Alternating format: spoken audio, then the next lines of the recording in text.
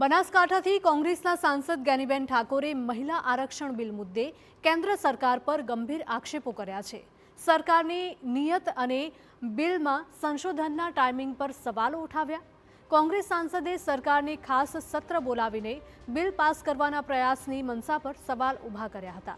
જ્ઞાનીબેન ઠાકોરે કહ્યું હતું કે કોંગ્રેસ અને સહયોગી પક્ષોના બિલના વિરોધમાં નથી, પરંતુ સરકારના અમલીકરણના સમયને સવાલો છે।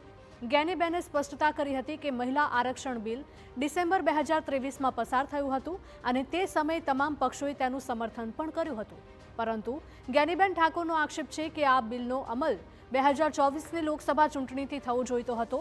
2019ની 543 બેઠકોના આધારે મહિલાઓને આરક્ષણ આપવું શક્ય હતું, છતાં પણ સરકારે તેને 2029 સુધી લંબાવી દીધું।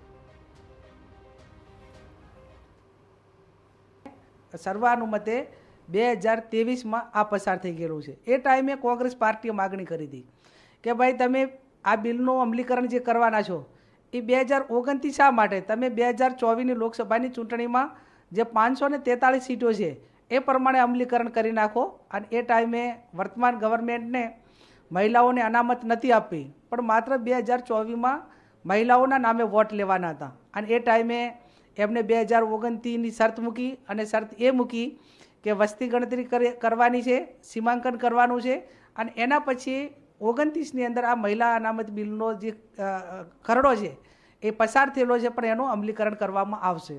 વાત રહી